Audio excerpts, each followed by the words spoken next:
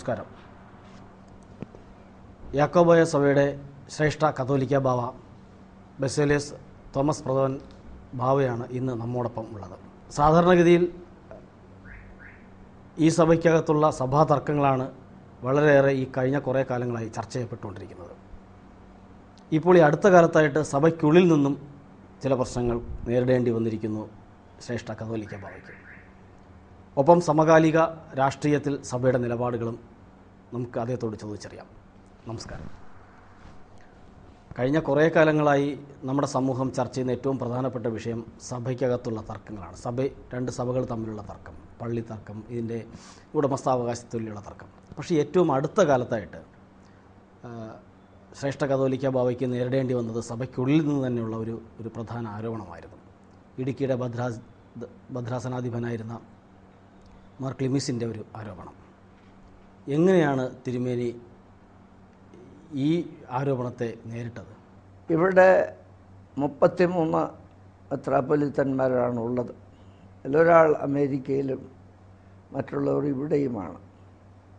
ഇവിടെ കേന്ദ്രമാക്കിക്കൊണ്ടാണ് അവർ പ്രവർത്തിക്കുന്നത്.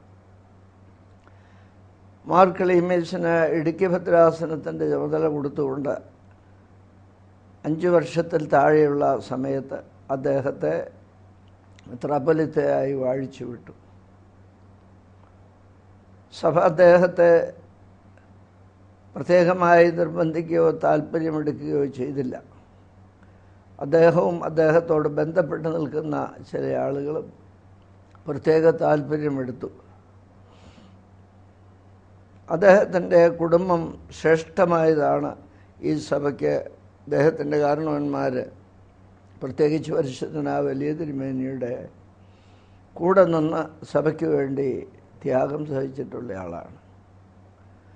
തിരുമേനിയെ ഇടുക്കി ഭദ്രാസനത്തിൻ്റെ ചുമതല ഏൽപ്പിക്കുമ്പോൾ ബലഹീനായി ഞാനും ഈ സഭയിലുള്ള എല്ലാവരും മറ്റ് 28 മെത്രാപ്പൊലീത്തന്മാരും കഷ്ടപ്പെട്ട് ത്യാഗം സഹിച്ച് ഈ സഭയെ വളർത്തിക്കൊണ്ടിരിക്കുകയാണ്.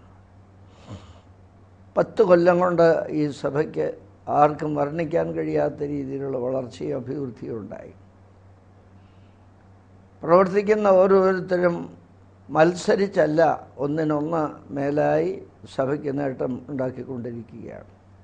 ഈ സന്ദർഭത്തിലാണ് ഈ ഒച്ചപ്പാടുകൾ ഉണ്ടായത്.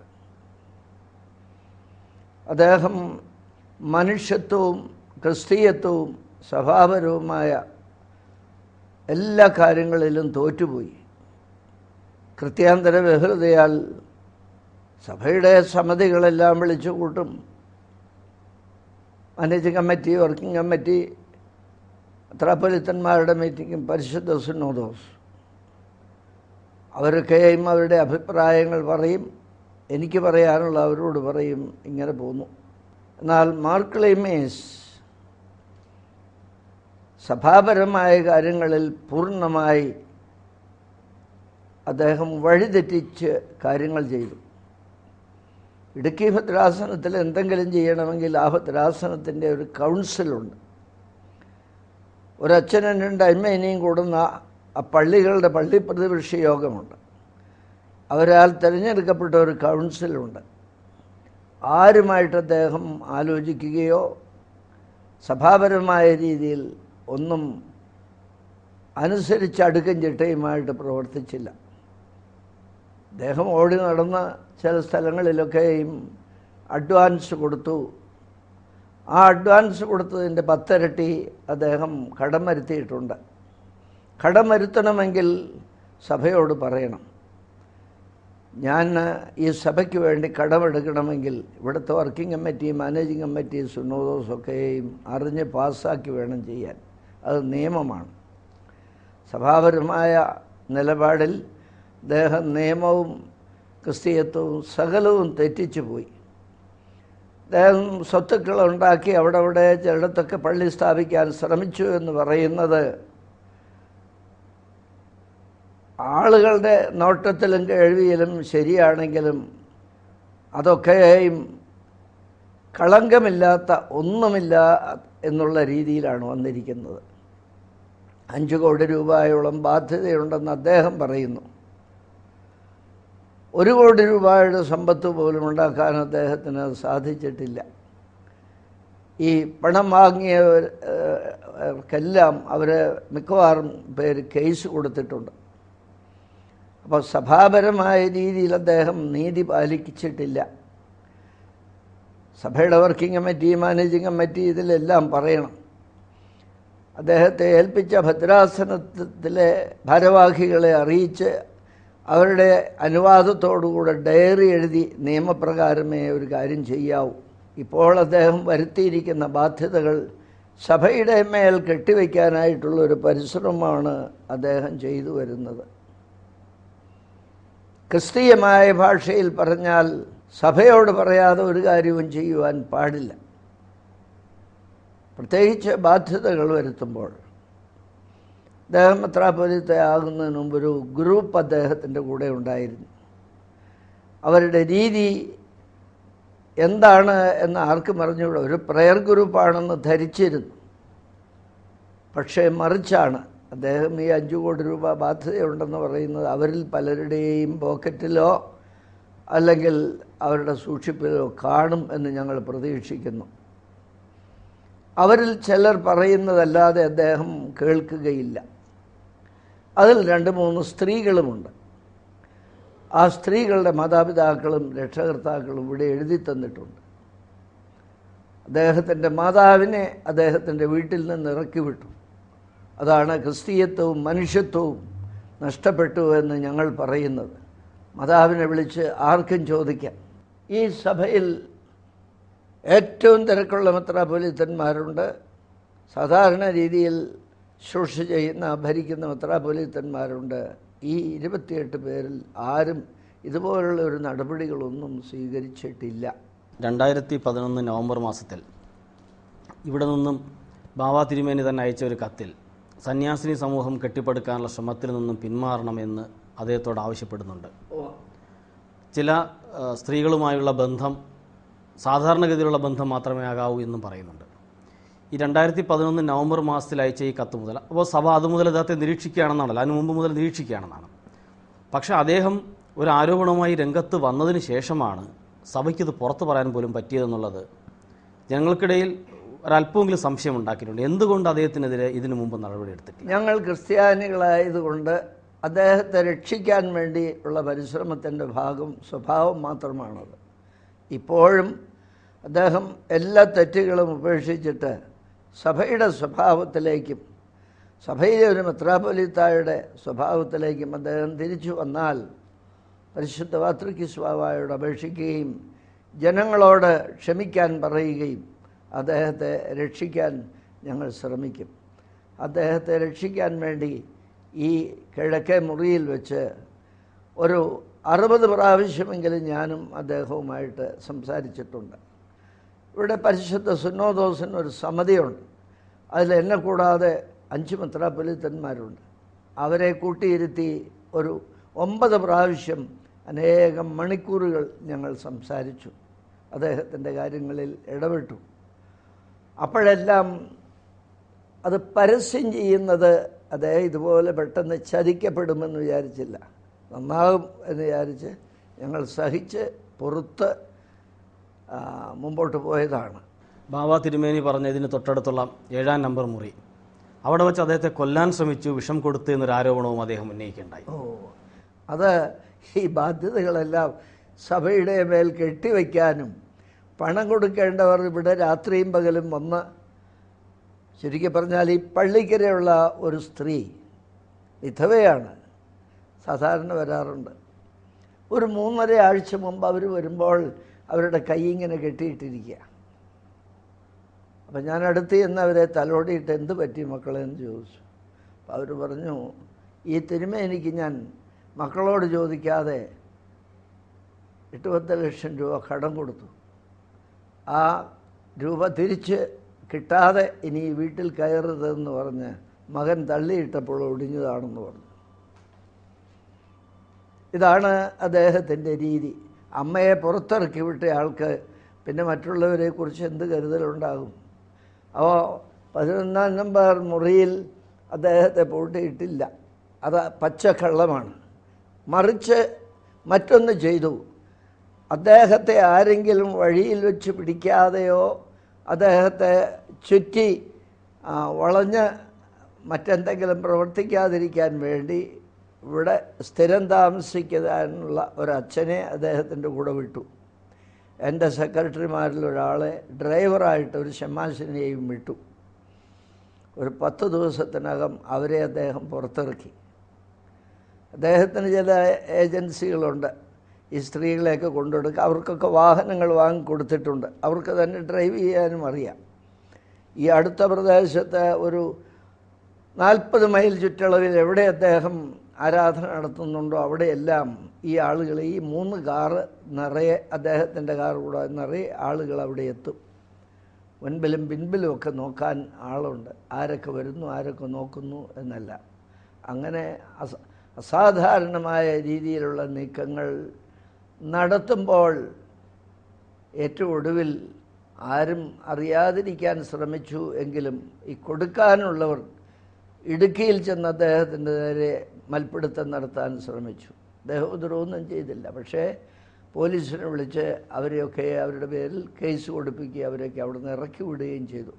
അതും മനുഷ്യത്വമല്ല. അവരുടെ പൈസയും പോയി വീണ്ടും പോലീസിനെ കൊണ്ട് അവരെ പിടിപ്പിക്കാനായിട്ടുള്ള ശ്രമം ചെയ്യുന്നു. അദ്ദേഹം പറഞ്ഞിട്ടുള്ള ഒരു വാക്ക് പോലും സത്യമല്ല, പച്ചക്കള്ളമാകുന്നു എന്ന് അദ്ദേഹത്തിൻ്റെ മാതാവിനെ ഇവിടെ കൊണ്ടുവന്ന് ഈ മാധ്യമങ്ങളുടെ മുമ്പിൽ വെച്ച് പറയിക്കാം.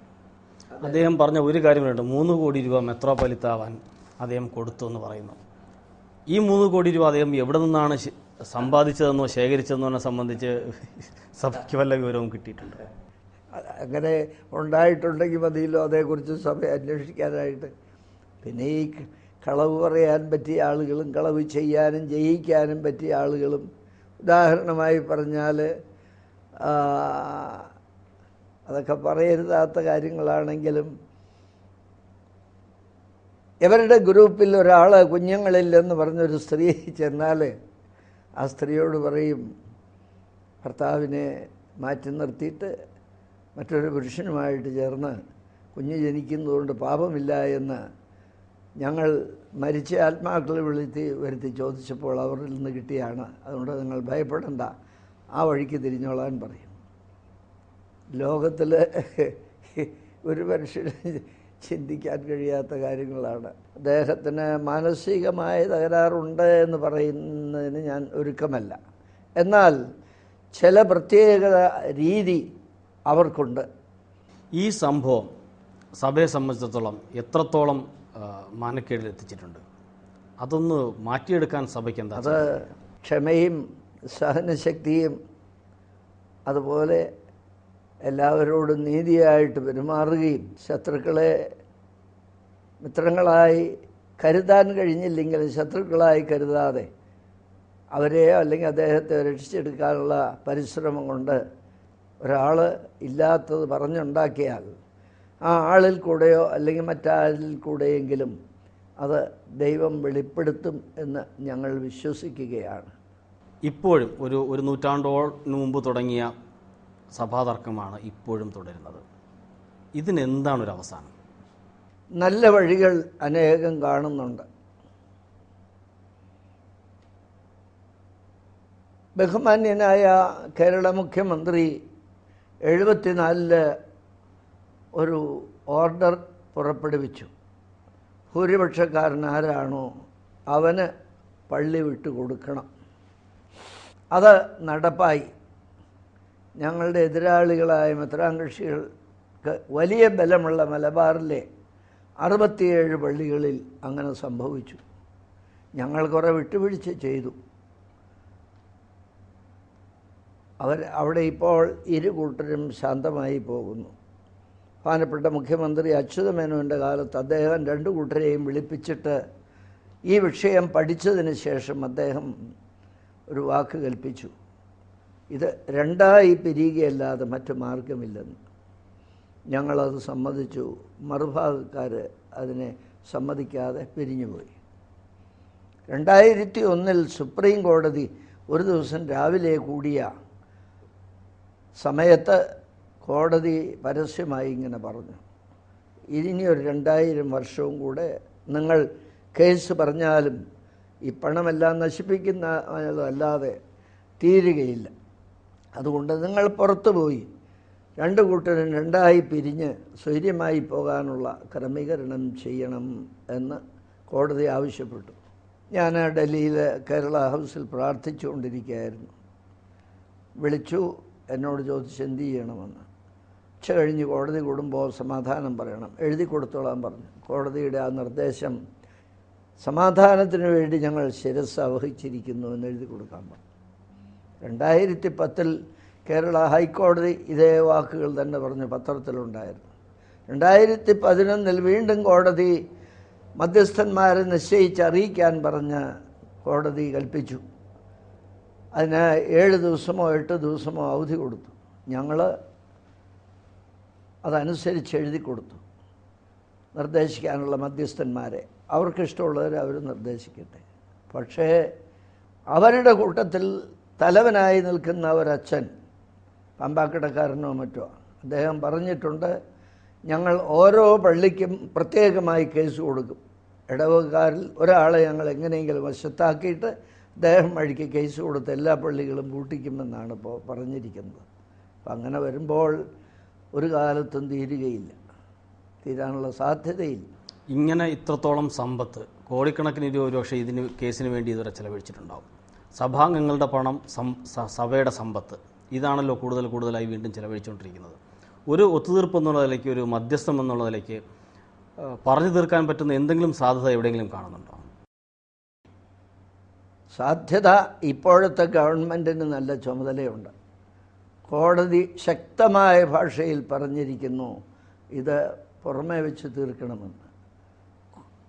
ഗവൺമെൻറ് ഒരു ഓർഡർ പുറപ്പെടുവിച്ചാൽ മതി. 74ലേതുപോലെ ഇന്ന ആളുകളെ മധ്യസ്ഥന്മാരായി വച്ചിരിക്കുന്നു, അവരുടെ മധ്യസ്ഥതയ്ക്ക് വിട്ട് ഇത്ര കാലം കൊണ്ട് 3 മാസമോ 4 മാസമോ തീർത്തു കൊള്ളണം. അതുവരെ എല്ലാ കേസുകളും നിർത്തിവെക്കണം. അപ്പോഴറിയാം ആരാണ് കുഴപ്പക്കാരെന്ന്. മറ്റൊരു വഴി മലബാറിലെ ഭദ്രാസനത്തിലെ മുഴുവൻ പള്ളികളും 2ആയി ഭാഗിച്ചതുപോലെ ഭാഗിക്കുക. മൂന്നാമതൊരു വഴി, ഇന്ത്യയിൽ ബഹുമാന്യയായ ഇന്ദിരാഗാന്ധി പ്രധാനമന്ത്രിയായിരിക്കുമ്പോൾ സിഖുകാരുടെ ഇടയിൽ ഒരു കലഹമുണ്ടായി. അപ്പോഴവർ ഭരണഘടനയെല്ലാം പഠിക്കാനായിട്ടൊരു കമ്മിറ്റിയാക്കിയിട്ട് അവരൊരു കാര്യം ചെയ്തു, 2ആയി പിരിച്ചുവിട്ടു. അതുപോലെ ബഹുമാനപ്പെട്ട ഗവൺമെൻറ് മുൻകൈയെടുത്ത്, കാരണം ഞങ്ങൾ പ്രതികളാണല്ലോ. ഞാൻ വാദിയായ ഒരു കേസില്ല, ഞാൻ പ്രതിയാണ്. ഇപ്പോൾ 514 മറ്റോ കേസുണ്ട് എൻ്റെ പേർക്ക്. ഞാൻ കേസ് കൊടുത്തിരുന്നെങ്കിൽ ആലുവാതർക്കൊന്നും നഷ്ടപ്പെടുകയില്ലെന്ന് ഞങ്ങളുടെ ആളുകൾ പറയുന്നുണ്ട്.